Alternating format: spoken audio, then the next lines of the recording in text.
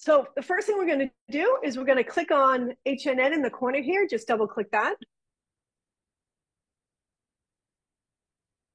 And you'll see a picture. You probably don't see this histogram. This comes up because I've already run this simulation, but you probably see a blank screen for your GUI window, and then a picture of the model schematic. So you've got your local network connections, your proximal and your distal drive, and the full model. If you click on these buttons, you can change the parameters. But we don't usually do it that way. We do it through our set parameters button. So I'm going to leave this open. I'm going to just close it like this so it's not distracting. So here's our main graphical user interface. We can load in data from our computer. So if we have source localized data, we load that in. We can view various things in our simulation output. But one of the key things here is set parameters. So if you click on the set parameters box, you get this dialog box that lets you control all of the parameters, a lot of the parameters in the underlying simulation. So these are our run parameters. How long do we want to run it for? How many trials? How many cores? We've got some analysis parameters for frequency, spectrum, and such. Then we've got our cell parameters where you can change the parameters in the underlying geometry or biophysics of the cells in the network. Now, again, one of the main things about HNN is we're giving you a pre-tuned network. And so you have a validated starting port to start your simulations. Then we have our local network connections, the number of cells, the E to I connection strengths. And then in synaptic gains, you can change all of the synapses in the local network to be 2 times stronger or 3 times stronger, the E to E, the E to I. This is just a really quick way to start to test hypotheses about changes in the underlying network. And then we have different ways to activate this network. Remember, the name of the game is you've got to define patterns of activity that interact with your local network to generate some kind of a signal. And so you can define rhythmic inputs, rhythmic proximal inputs, rhythmic distal inputs. And again, what's proximal and what's distal? This is proximal, this is distal. We can define evoked inputs, which is going to be this sequence of feed forward, feedback, feed forward, noisy inputs, tonic inputs, save parameters, and then you can hide this window. So we're going to get right started with how do we go about studying an ERP. And we distributed our data and our parameters to get started with. So the first thing we're all going to do is we're going to go in and we're going to do File, Load Data File.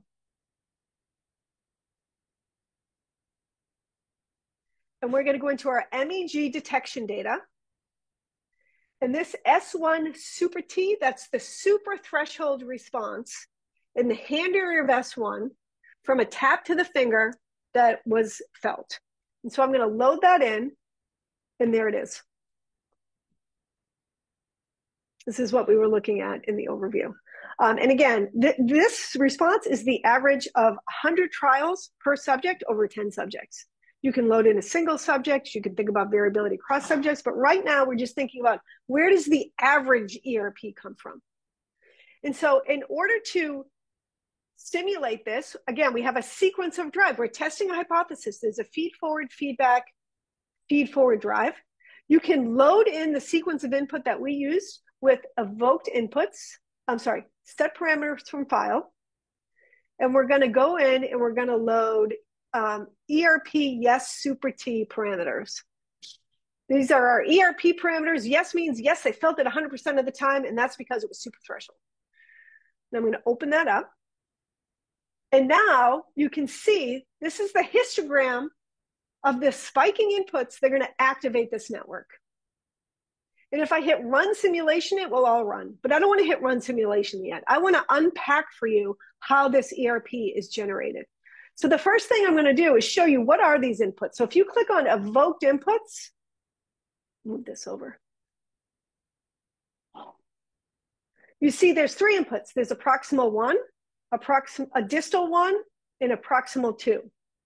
This proximal 1 is defining the features of this histogram of drive. These spikes are going to come in, they're going to activate synapses in this projection pattern. And so what's the start time? This has been tuned, this has been optimized, so it's kind of a funky value, but it's about 20 milliseconds. Now, there's a standard deviation. Why is that? Well, what we're actually doing is we're generating a train of 50 pre-stimulus action potentials. It's a burst of input from the thalamus. And those action potentials have some heterogeneity in when they actually hit the network. And so we have a standard deviation across those bursts of about 3 milliseconds, 2.5 milliseconds. If I was to run this simulation on multiple trials, you get a different stochastic input on every trial. And so you see that there's some variability on every simulation that you run with HNN to account for the variability in the brain. There's one spike per each of these 50 pre-stimulus units. And these are the synaptic weights. Again, we pre-tuned them, the AMPA and they're all AMPA. The driving inputs are all excitatory. They hit both excitatory and inhibitory cells, but they're all excitatory inputs. These are the parameters for the distal drive, comes in at about 65, has a larger standard deviation. And these are the parameters for the proximal 2 drive. And again, you see comes in later, it's much broader. Okay, so the first thing that I'm going to do to run this simulation is I'm going to remove, I'm just going to start with what happens with just the proximal 1 drive. So let's go in and let's remove distal 2. You can remove it with this button right here, remove input. And let's remove the proximal 2, remove input. So now, again, this is still here because after you've run a simulation, it automatically is here, but it will go away when we run the simulation. And we're just going to have this proximal input.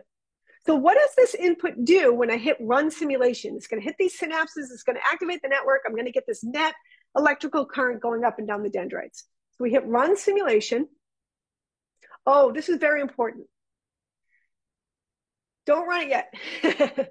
Because what this is going to do, this is going to override the last simulation you ran. So if you change parameters, then I want to change it as a new simulation name. So all the data that's saved on my computer from running this simulation, I know which data it is. So this isn't the ERP yes super threshold data because I've now removed 2 of those synapses. So I'm going to call this proximal only, prox only.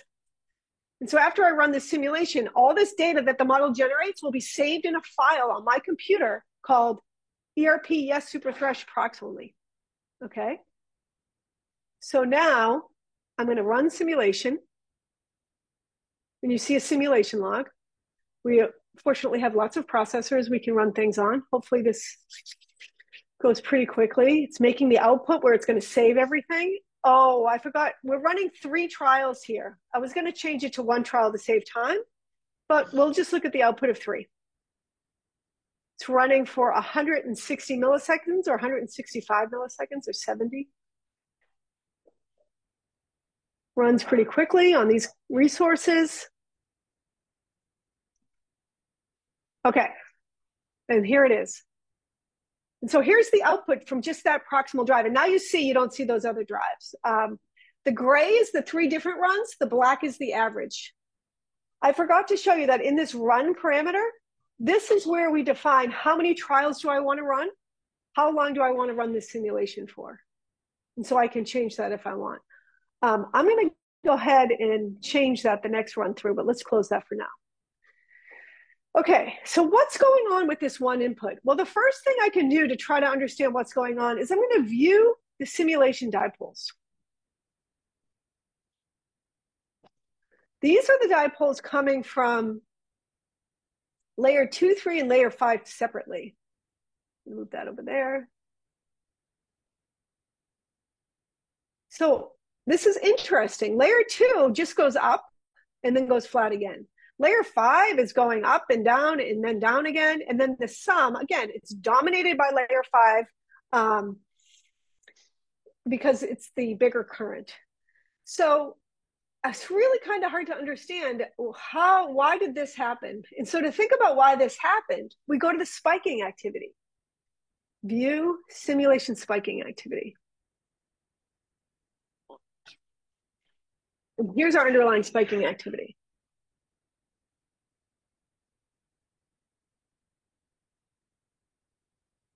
I'm actually going to put it right underneath.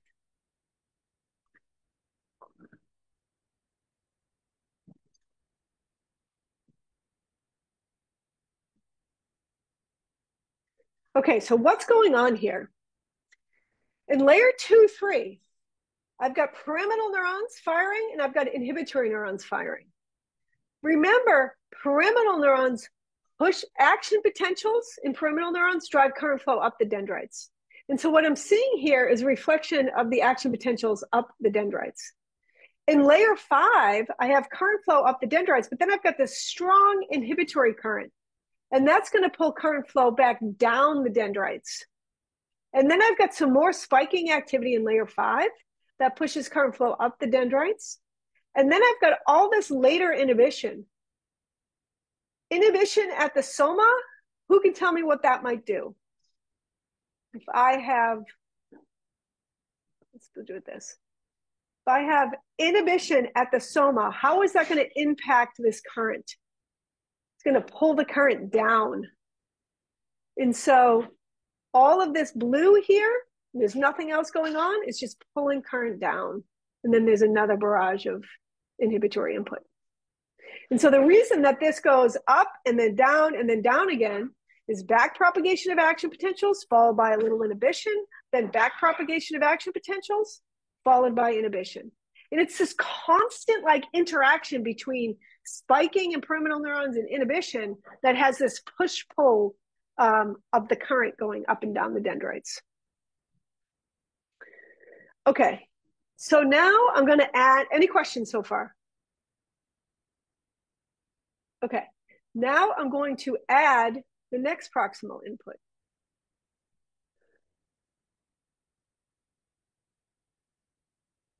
Okay, so now we go, I'm going to reload it, set parameters from file. I'm going to reload this super threshold parameter set. Now they're all here again. And I'm just going to remove this proximal 2. So now I have the proximal and the distal. And I'm going to call this prox dist only.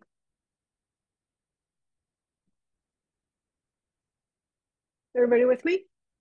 So now we're going to have the proximal and the distal, and we're going to run the simulation.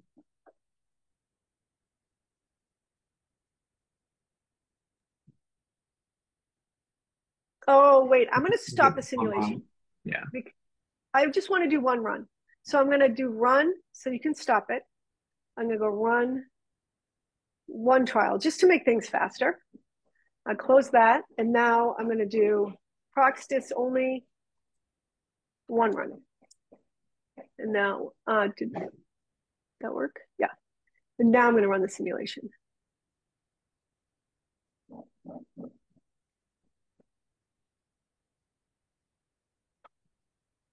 I just miss it. Oh, there it goes.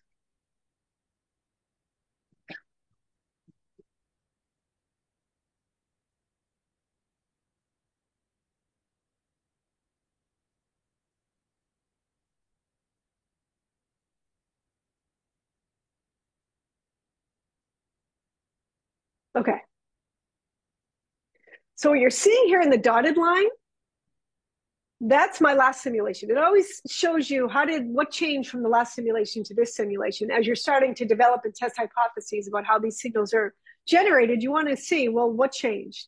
And so here, I went from this dotted line to this black line. So a lot changed in my current dipole. I now have this downward deflection, but I'm still way down over here. So why is that happening? So now I'm going to go back and I'm going to do view simulation dipoles. They look very different. The beginning part looks the same, and it should, because I haven't changed anything at the beginning.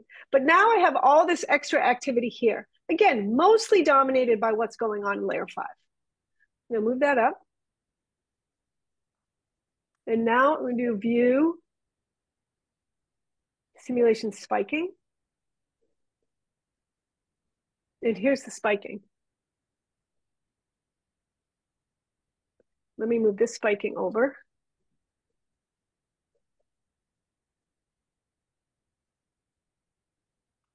All right, I created much more spiking, right? Rather than just having what was induced by that first drive, now this distal input comes in, it pushes current flow down the dendrites, but it drives a lot of spiking activity. And all of this spiking in these pyramidal neurons starts pushing the current flow up the dendrites again. Notice there's these little divots. That's coming from these bouts of inhibition, right? And so you can see when you look at the spiking, I drove some kind of underlying rhythmic activity. What's the frequency of that rhythm? It's about a gamma, right? I drove this gamma rhythmicity in the underlying network. It's hard to see outside of the head, or in this current dipole signal, but I kind of see it a little bit here. And so now we've got this proximal, the distal pushes you down, and then all of this pyramidal neuron spiking starts to push you back up, but it's interrupted by these bouts of inhibition, which pull you down, pull you down, pull you down. Everybody with me? Okay, now let's add that third input. So now again, I'm gonna set my parameters from file. I'm gonna load in that input again. Now I'm gonna have all three. You see all three are here now, proximal 1, distal, proximal 2. I'm gonna change it again to 1 run, just to save time. I'm gonna save it as ERP yes super thresh 1 run. And now I'm gonna run my simulation.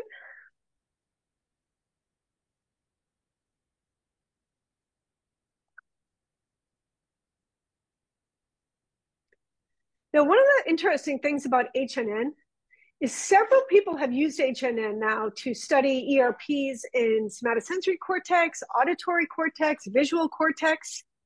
The default parameters that you're getting with HNN are turning out to be a really good starting point for any of those studies. And that's suggesting that what's dictating these signals, these macro scale signals, is really canonical neocortical structure, right?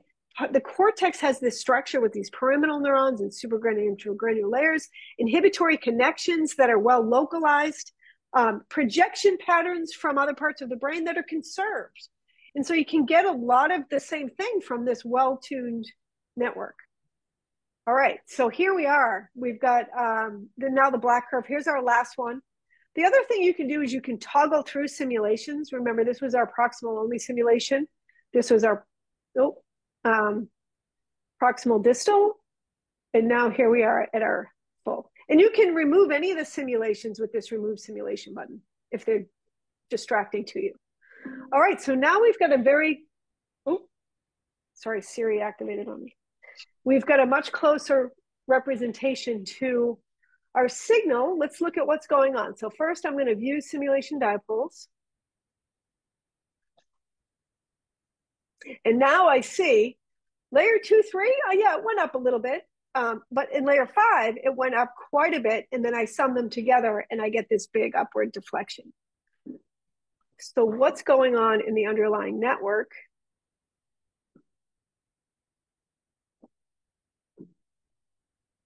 I didn't get that.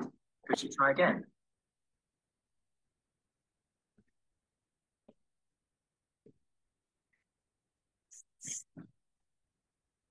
Okay.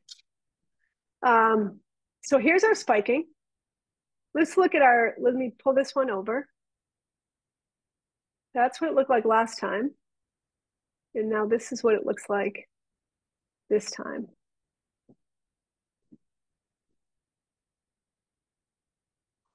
The other thing you can do is these are kind of big dots. You can change the marker size.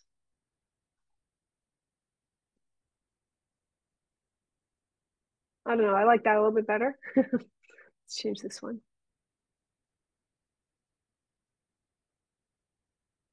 Okay, so what's different here?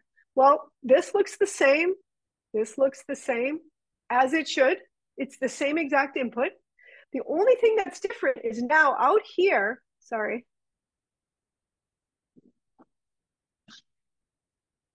I'm getting more spiking activity. Not a lot more spiking activity, but definitely you can see it filled in here. Let me annotate a little bit.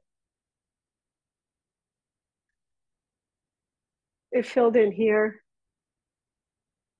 compared to here. And what this is doing is it's adding back propagating action potentials up the pyramidal neuron dendrites to drive that current flow way up. The other thing is I'm getting a little bit more inhibition.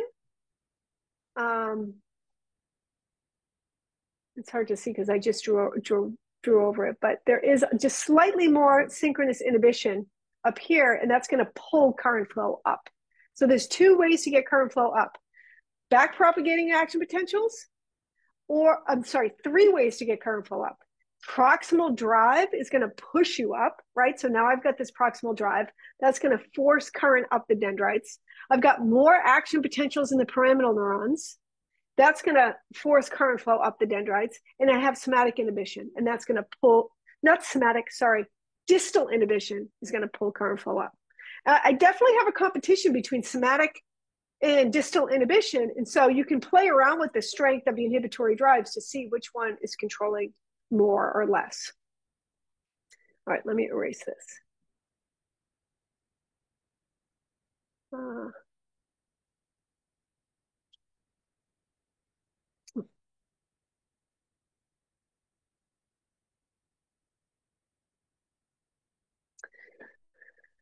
Okay, so that is our full ERP simulation.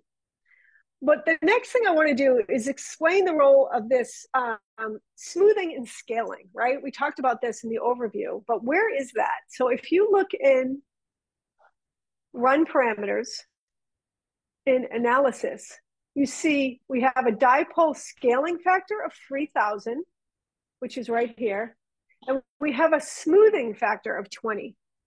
And again, this smoothing is to account for heterogeneity that happens across a bigger network, right? You're going to get more heterogeneous firing across a larger network that'll average out. And so to account for that here, we just added this smoothing factor. So what happens if we remove that smoothing factor? So I'm going to set that to 0. I still have one trial, and I'm going to go in and I'm going to call this one run, no smooth. And I'm going to rerun the simulation.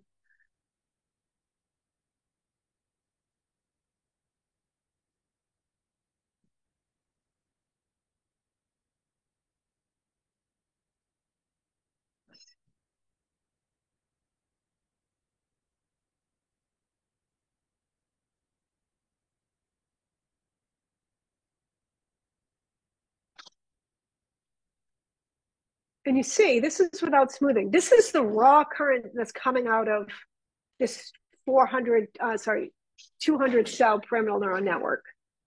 And you can see it's noisy. It follows the same structure, but there's a lot more information here about how this relates to the spiking activity. You'll see that the spiking didn't change it. Well, it might have because of the randomness. Let me just see. Use spiking activity. No, spiking activity is the same.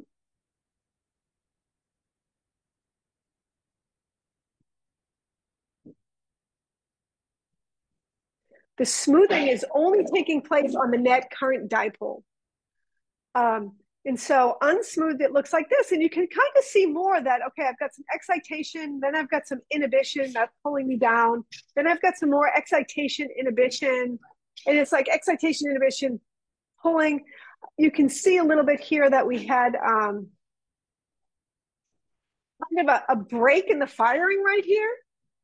And when there was a break in the firing, the current started to go back up again. But then I got a lot more firing and it pulled the current back. The somatic inhibition started to pull the current back down again.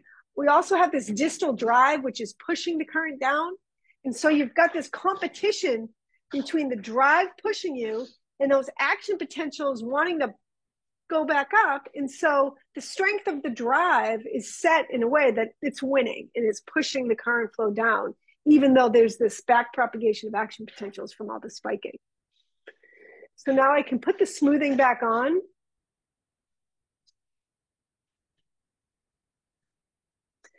And the next thing, and I'm going to remove this. No, I'm not going to, don't remove the simulation because I want to make sure everything else stays the same. I'm going to remove the dipole scaling. So I put the smoothing back to 20 and I put the scaling rather than 3,000 to 0. Can anybody guess what's going to happen when I remove this dipole scaling? I don't know, the amplitude Anybody? change. The amplitude will change. Yeah, right. So let's see.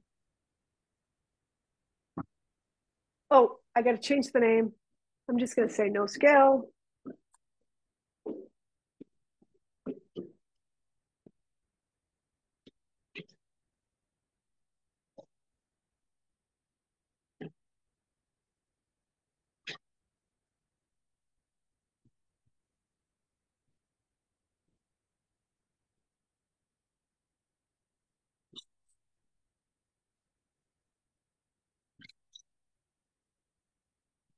What do we see? It looks like a flat line.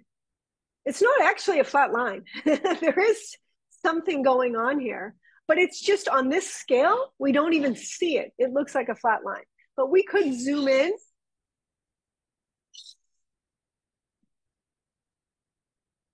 Oh, actually, it's because I multiplied it by 0. So it is literally 0. Sorry. I meant to multiply it by a smaller number. Let's see. How do I go back out?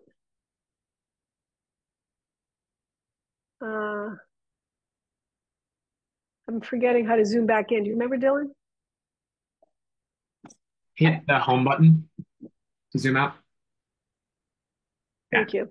All right, so 0 literally made everything 0, but let's make it 30 rather than, let's make it 30 scale. Now I'll rerun it. It's just a multiplicative scaling factor. It assumes you've got the same network repeated, right? You've got synchrony across a bigger network. And the reason we did this was it's really hard to start with a model that's 330,000 neurons and really get a traction on what's going on in this network. And so by having a smaller network that we had a little bit more control and understanding of, it made it a much more tractable problem. All right, so now let's see if I zoom in, if I'm seeing something here. Yeah, see how there's a downward deflection? It's just a totally different scale. So when you start with H&N and you load in your data, the scale of your data may be different than my data, right? It depends on the region of interest that you studied, how big of an area you looked at. Your current dipole will have some value. And then the first thing you'll have to do is kind of get the output of the model in the same range as your data by playing around with the scaling factor, which is a prediction that, oh, for the signal that I recorded, I had a smaller network or a bigger network. For our data, we estimated that there's around 6,000 cells contributing to this ERP. And that kind of fits with what we know from animal work. Okay, so let me now go home. All right, now I'm going to clear everything. And I want to start from scratch. I'm going to just reload my ERP superthreshold simulation. And I'm just going to run it so we have that output here.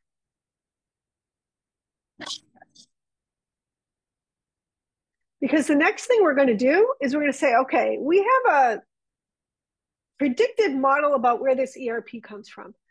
Now let's start to test hypotheses about how the ERP might be different in a patient population or in a different experimental condition. And so how do I go about thinking a hypothesis test? Dan, go ahead. Or wait a minute, did you raise your hand? My hand raised too, and I don't remember raising it. Oh, sorry, I can't hear you.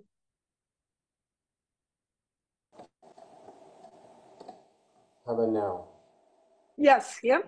Okay. So do you, when you're working with the inverse and say you've got like a signal that's averaged over a label, yes, is there a straightforward way to translate like the area of the label into a scaling factor? Like in terms of like the size of the population of neurons that you're working with? I love that idea. We haven't done that, but it certainly makes sense, right? That if you have a specific area and you can estimate how many neurons should be in that area, then that should match your scaling factor. Yeah, that would be so part of the challenge with interpreting the multi-scale origin is you want things to constrain what you do to this model, right? And if you had that kind of a constraint, that's really powerful to say, okay, we don't want the scaling factor to go bigger than this, so fix it there and now play with other things. Because there's so many things that you can start testing hypotheses about, but if the more you can say, no, I know what this is, I'm going to fix that in the model. Just like we did with no, we're going to build these neurons, and then we're not really going to touch them. We're going to assume this is a good representation of the signal. We're going to build in the connection pattern and just assume this is how these things are connected, right? And so we have a lot of science-driven assumptions built into the model, and that would be an excellent one to build in also. All right, other questions? All right, we're doing pretty good for time. All right, so one hypothesis that you might want to test is, let's suppose I've got a tactile evoked response, and let's not suppose I have children with autism spectrum disorder or adults or adolescents, and I have this prediction that there's something going on in the EI balance, right? They have tactile sensitivities. They don't like to be touched. Maybe there's more excitation in the network than inhibition. And so one way you can go in and quickly test this hypothesis is you go into synaptic gains, and you can change all of the excitatory synapses to be 3 times stronger. I'll leave the inhibitory neurons. So now I've disrupted the EI balance in the local network. The excitation is all 3 times stronger than the inhibition. Importantly, this is only changing the local network. This is not making those drives stronger. If you want to make those drives stronger also, you have to do that in these drive buttons here. Okay, so I'm going to say, okay, I made the local network 3 times stronger. I'm going to change it again to 1 run because I just want to save time. And then I'm going to save this as ERP superthresh 3 times E, 1 run. And now I'm going to run the simulation. Any predictions? I'd love to play the game of what do you think is going to happen, right? It's a really complicated dynamical system in this underlying network. If you have more excitation, what's your intuition about what should happen to the ERP? It is stronger. You think you'll get a bigger amplitude signal? Well, that's my guess. But yeah, that's a good guess. That's intuitively what you would think, right? And I think there's a lot of literature out there where they say, oh, it's the EI balance and it's bigger, so we had more E. We got to break that level of thinking. It's just not grounded in biophysics. So when we run this simulation,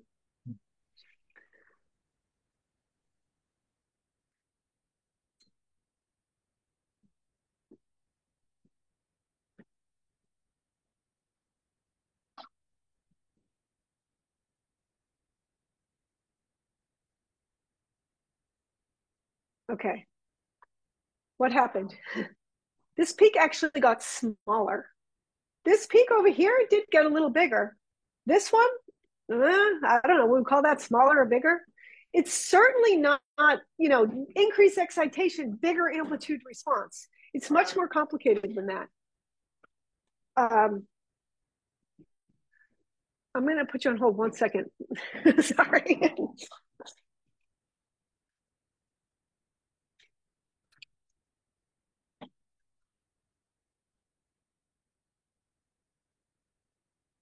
Okay, there's just some noise going on that's distracting me. We'll cut that out of the recording.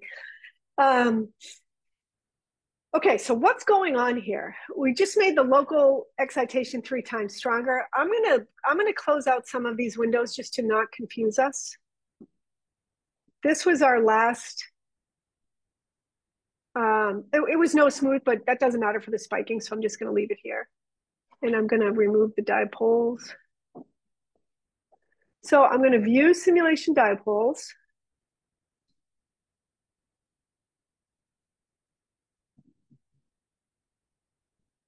it looks fairly similar to before. The main difference here is there's something different going on here, and this has come up a little bit. And so when I sum them, this comes up. And so let's see what's going on. View, simulation spiking.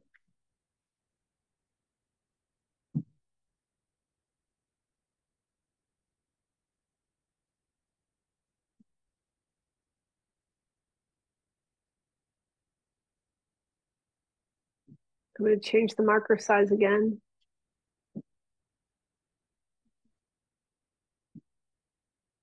Okay.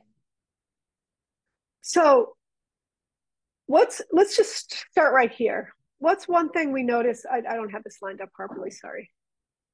Line it up.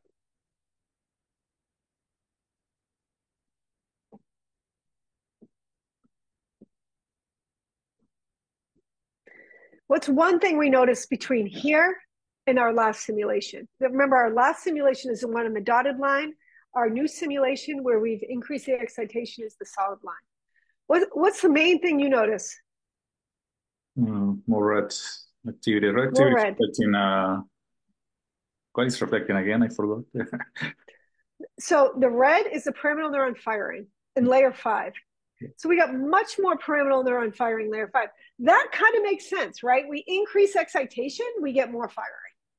Yeah. And if you have more firing in layer 5 pyramidal neurons, you get more back propagation of action potentials. So you're going up the dendrites. The other thing is I have driven more inhibition in layer 2, 3. Let me just pull this open again. If I have inhibition in layer 2, 3, it's targeting this distal dendrite. So that's helping potentially to pull that current flow up the dendrite. And again, how do I figure out, is it back propagating action potentials or is it this inhibitory current? Well, let me turn down in my model the strength of that inhibitory current and see if it changes anything. If it doesn't, I can say, oh, well, it's mainly just that back propagating action potential. But if I change that inhibitory current a little bit and it changes things drastically, well, now you know that inhibitory current contributes quite a bit to pulling that current up. Okay, so now what about all of this being up? Again, there's much more synchronous firing here, and that's going to pull all of the current up. We have firing here as well, but it's much more dispersed. If I was to look at the non-smooth signal, my guess is I would see more of a bump here because I have this break in activity. But notice you also have all of this inhibition. Let me annotate. You've got all of this inhibition going on up here. That's helping to pull that current flow up. Inhibition at the distal dendrites pulls current up the dendrites. And so the reason this is higher up is a combination of this inhibition and this synchronous firing here, which is pushing you up. And then out here, again, I get more excitatory firing out here than I did here. And so I get more back propagation of action potentials. And remember, the only thing I changed was the EI connections in the local network. I didn't change anything about these drives. I could change the drives if I want to test additional hypotheses, and I would do that through these drive button windows here. Okay, we've got about 5 more minutes. I think we should just continue playing around. And I'm going to let you guys just play around for a minute. Test a hypothesis. Some suggestions, maybe change the I to E rather than the E to I. Change the drive strengths, what happens? Change the timing of the drives, the proximal or distal, what happens? Run the simulation for longer and add another drive. Oh, I didn't show you how to add a drive. You just hit this, You just hit this, where is it? Add a drive up here. Add a distal or a proximal input. So do something and ask yourself, what do you think might happen? And then look at the underlying activity, and then we'll just discuss one of them. But again, some ideas: change the inhibition rather than excitation.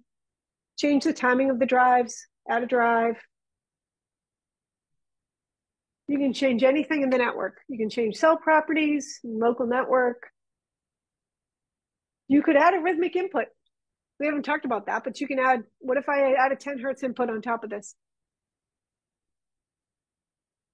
And we'll just take about 1 minute and then we'll review somebody's I have a simulation. question. So the main Yes. main output is a spike in activity, or what is the main output of the? I mean, what I'm going to show in a paper. In other words, is I want to. You're going to show all of this in a paper. All right. Because the point of your paper is to say, how is this macro scale signal that I recorded generated by the underlying network dynamics? And so you want to say, well, it was coming from, this is what happened in layer 2, 3, this was what happened in layer 5. This is what was going on in the underlying microcircuit. Ideally, you would also show the local field potential or the current source density. Mm-hmm. We can't do that right now in the GUI. You can do that in HNN Core. And the reason I say ideally is because you want to make a bunch of predictions that are testable, right? And that can be validated. And so the way that would be validated is across multiple dimensions. And so in publication, we say, okay, so you've got a simulation that works.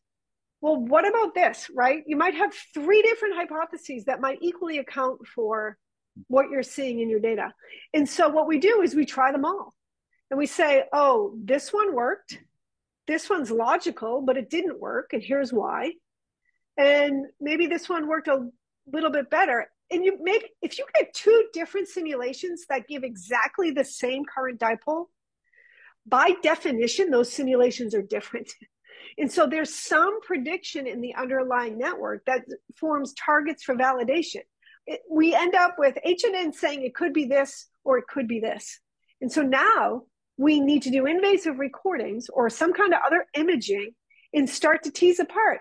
We have a targeted thing to look for. Is it this or is it this? We know it's not this, this, or this, or the model suggests it's not this, this, or this. And so it's kind of just honing in on testable theories about where these signals are coming from. We're building a lot of the intuition from what we know from animal work.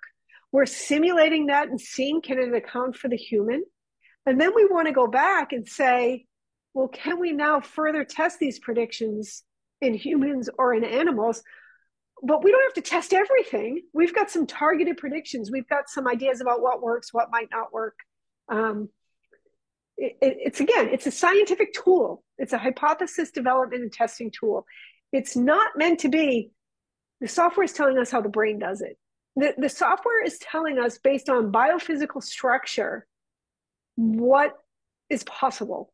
Mm-hmm. And it's been remarkable to me how much when I look at signals from somatosensory, auditory, visual, they all look the same. When I look at rhythms in frontal cortex or somatosensory cortex or motor cortex, the waveforms look the same.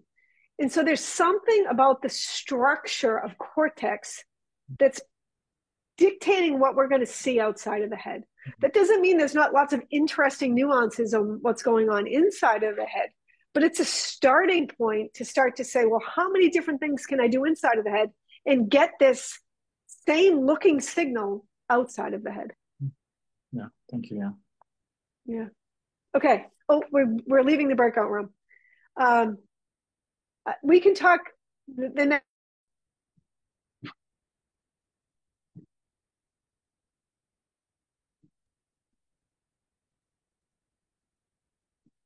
We have a bigger breakout room this time. That's great. Hi, everyone. Hopefully the first part went well. Before I start, any questions, general questions that anybody wants to ask while we're here? Okay, I'm going to go ahead and share my screen. I'm assuming you all still have HNN up and running on the Metacell desktop. I've closed all the windows that we had open from the last run. I still have my ERP data here, but I'm going to go ahead and clear that data so we have a blank slate. If you still have simulations in your window, you can remove them with this remove simulation button. You can close windows with the X. So I encourage you to start now with a clean slate. Reminder, here's our schematic.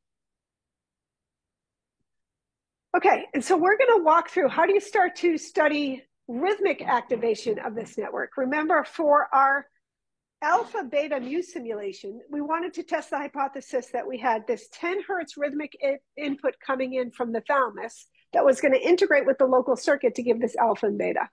It turned out that didn't work for us, and instead we had two rhythmic inputs, one proximal and one distal, and we played around with the strength and the timing of those and the parameters of those until we were able to reproduce the features of our data, and then we had this new prediction about where things come from. So how did we do that? Well, we have these, remember the name of the game in HNN is to activate this network with some hypothesized pattern of activity. So to start thinking about rhythmic drives, you can define rhythmic drives through these two buttons right here. You can have a proximal input that's rhythmic, and it has a start time. You give bursts of input that can come in at some frequency. There's a standard deviation of these bursts of drive. So you're going to have 50, like we did with the ERP. What we're doing is we're simulating 50 presynaptic cells that are going to come into this network and hit it, in this case, every 100 milliseconds for 10 hertz. Those drives, instead of being one spike, they're two spikes. They're little bursts of activity coming from the thalamus. And there's 10 of these little bursting units. But to get started, rather than define these drives on your own, we start by loading in parameters, just like we did with the ERP. So I'm going to go in and set parameters from file. And I'm going to start with this parameter called only rhythmic prox. So if anybody can find that, only rhythmic prox.param. And I'm going to open that. And now I'm going to go in and I'm going to look at the inputs. So rhythmic proximal inputs. The start time here is 50 milliseconds. The simulation, there's no jitter across trials in the start time. It's always starting at 50 milliseconds. The stop time, it's going to now run for 710 milliseconds. I'm going to give a 10 hertz burst of proximal drive. The burst has a standard deviation of 20 milliseconds. Each of these has two spikes, and there's 10 of them that I'm going to activate. Let's see. And then these are the synaptic conductances. This is just hitting with AMPA and also for layer 5. And again, it's coming in this proximal projection pattern. So we've tuned this to the values that we used in our publication. I'm going to close that out, and I'm going to open distal drive. And what I want you to see is there are some default parameters set here, but if we look at this, everything is 0, right? There's no synaptic conductance. And so this distal drive is doing nothing. It's still there because we need default values when we start our simulation. So now I just have this burst of 10 hertz drive to the proximal dendrites. Let me pull that up again for the pyramidal neurons. I'm going to hit run simulation. Oh, I didn't change anything in my simulation. And so it's okay that I didn't change my simulation name. I assume you remember that from last time. If you change anything, you want to change your simulation name. I didn't change anything, so I'm going to hit okay. It's going to take a little bit longer because it's now 700 milliseconds as opposed to 170 milliseconds. It's still pretty quick on these Metacell resources.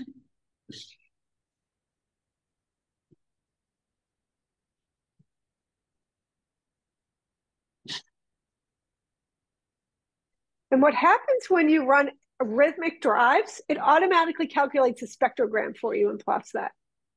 Because the assumption is we're studying rhythms. And again, we created the workflow and the interface based on thinking about, okay, you're going to study an ERP or a rhythm. So that's how it's been designed.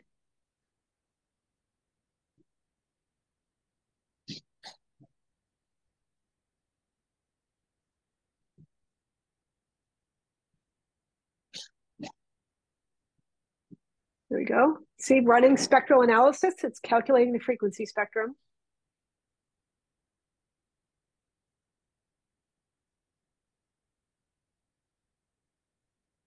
That takes a minute. I'll show you where you can define the parameters for this frequency spectrum too. It's in the run parameters dialog box. Okay, so here's our output. I don't know why we're not seeing the spectrogram here.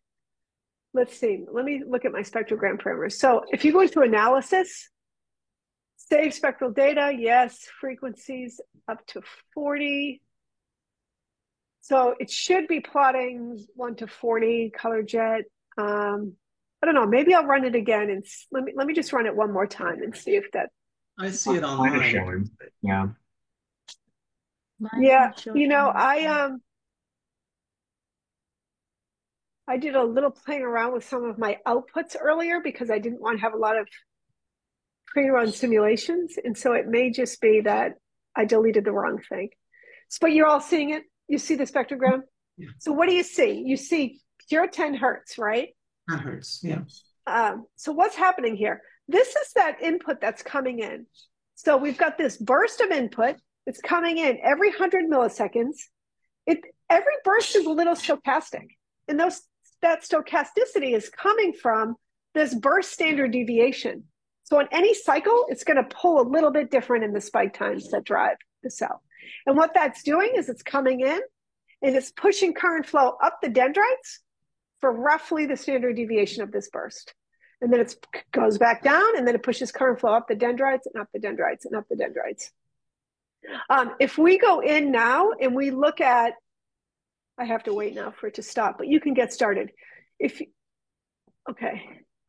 we do view simulation spiking activity, like we did with our ERP simulations, what do you see?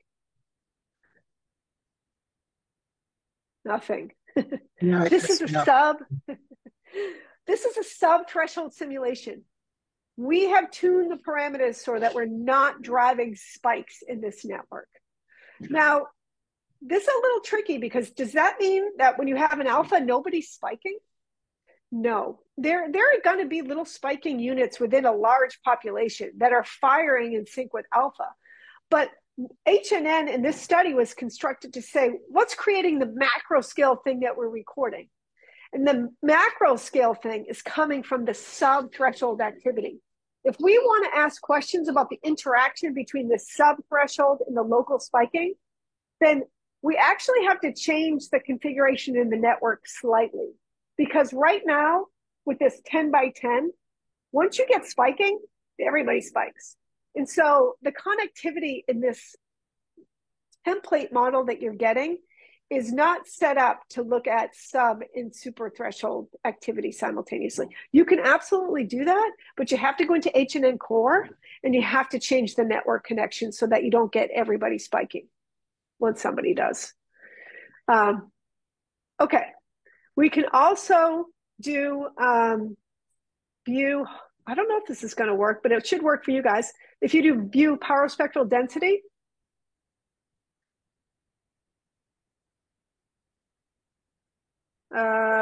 did you get a power spectral density? Yeah, I see one.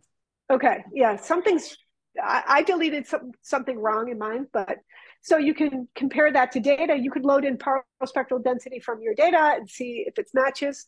Then the other thing that we did, we said, well, that wasn't what our signal looked like. So we defined a distal input. So if instead we do the proximal, now we load in only rhythmic distal. It's right above proximal. Now I have no proximal inputs. These are all set to 0. But instead, I have the same thing coming in as distal inputs. So you could probably guess what's going to happen when I run this simulation. These inputs are going to come in. They're going to push current flow down every 100 milliseconds. And so I'm going to see a downward deflecting current flow. It's still at 10 hertz. It's coming at 10 hertz. The next thing that we did, I'm just going to walk you through this because we're running out of time, is we added them both together. And it's a parameter file called alpha and alpha and beta.params. And what that does is it takes the two 10 hertz inputs and it has them come in nearly simultaneously. And then you see sometimes you get alpha and sometimes you get beta. And that's because sometimes they come in together and you'll get a beta. And sometimes they come in a little off and you get an alpha. And so we played around with, well, what is the actual timing between these? Is one stronger? Is one weaker? And we played around until we had an accurate representation to many features in our data. And then we had a prediction about where the signal was coming from. And again, we kept everything sub-threshold. And here we are. So now you see we've got distal input defined by, it starts at 50 milliseconds. It's a 10 hertz barrage, and it has a standard deviation of 20. And I get, again, if I looked at the spiking, it's sub-threshold. Now, what if I cause spiking, right? So now what if I do, how might I make this stronger? Well, I can go into the conductances, and rather than 5, let me make it 50. I'm just going to make it whopping big. Now these inputs, same pattern, but the synaptic conductance is 10 times stronger. I'm assuming this is going to maybe drive the cells to spike. I don't know. I'm doing this on the fly, but I'm going to save it as only rhythmic distal, 10 times distal drive. And now I'm going to rerun the simulation. I encourage you to do this because I want you to see the spectrogram.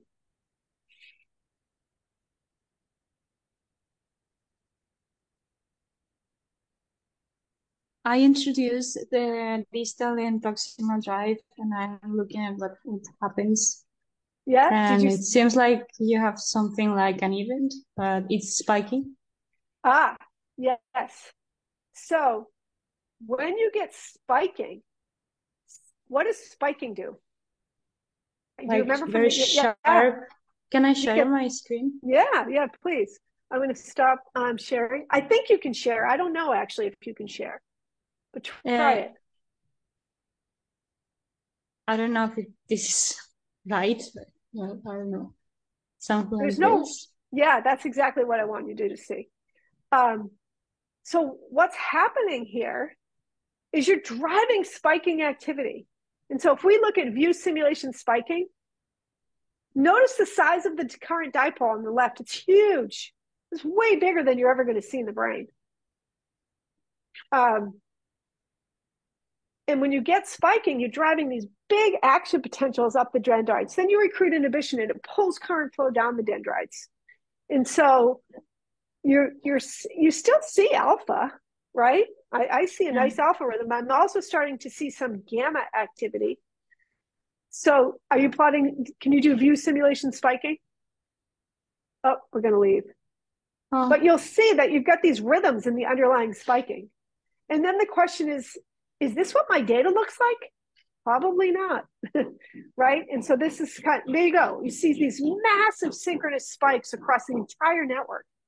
Because once you get things spiking in this very strong drive, you synchronized everybody. They recruit the I cells, they hold down the E cells, then the E cells go again, and you get these little gamma oscillations. But this is not what your data is going to look like. And so this is an unrealistic simulation when you compare it. If you went into animal work, that may be an epileptic brain, but that's about all that is. And so the point of this simulation was just to show you can add rhythmic inputs, you can change the timing of the inputs, you could give a gamma drive, you can give an alpha and a gamma,